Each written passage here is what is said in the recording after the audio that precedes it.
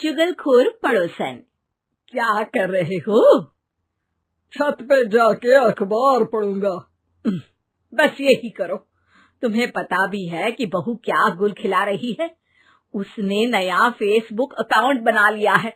रोज 10 photo डालती है। हमारे परिवार की तो नाक कटवा देगी ये। और तुमको ये बात कैसे पता चली? अरे पड़ोसन ने बताया। उसकी बहू भी फेसबुक पर है ना, तो उसको पता चल गया। हाँ हाँ, जैसे तुम तो बहुत भोली हो। पड़ोसन रोज सास को उसकी बहू के नाम पर भड़काती थी। आज तो आपकी बहू कह रही थी मुझसे आके कि आप दिन भर खाती रहती है, खा खा के घटोत्कच हो गई है। क्या? उसने मुझे घटोत्कच बोला? अरे वो खुद ना कटी सुपर्णखा है।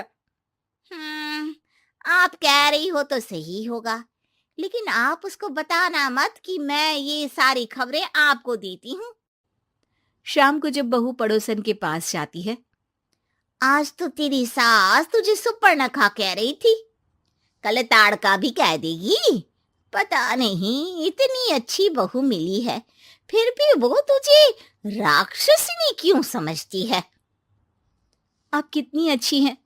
आप मेरी सास की हर बात मुझे बता देती हो, वरना मुझे पता ही नहीं चलता कि वो मेरी पीठ के पीछे इतनी बुरी बात करती है।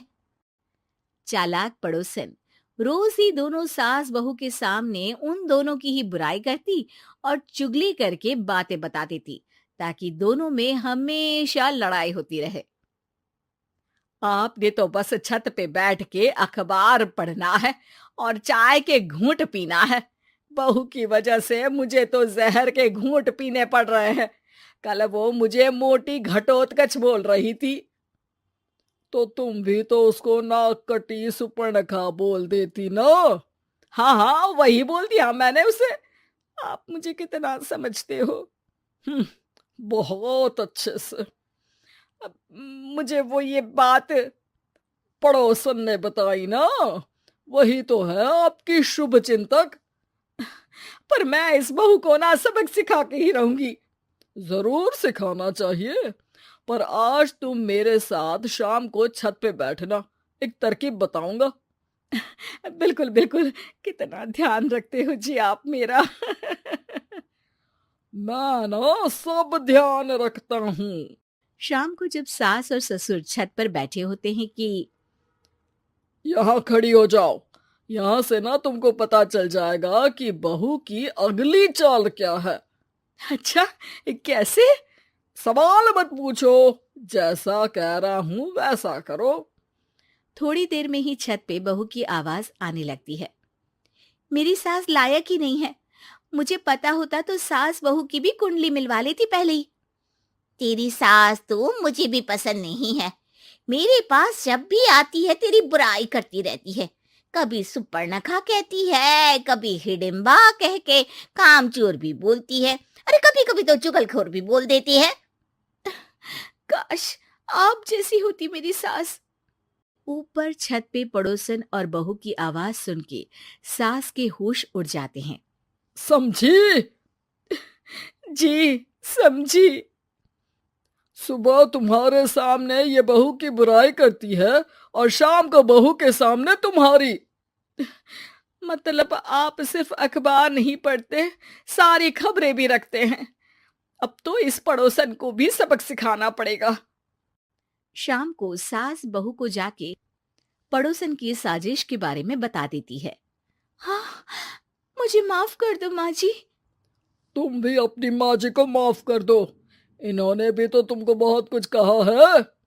अरे बस बस, अब ये सोचो कि पड़ोसन को सीधे कैसे करना है। अगले दिन सुबह पड़ोसन सास का इंतजार कर रही होती है, लेकिन वो देखती है कि वहां सास और बहू एक साथ आ जाते हैं। अरे अरे, आज दोनों एक साथ। हाँ, सोचा कि बहू की पीठ पीछे बुराई करने से क्या फायदा, मुंह पे ही बोलती हूँ मैं। हाँ, मैंने भी सोचा आपको 2 बार मेहनत करनी पड़ती है, एक ही बार में काम खत्म कर लोगी। हैं? वो मैं आप लोगों को कैसे पता चला?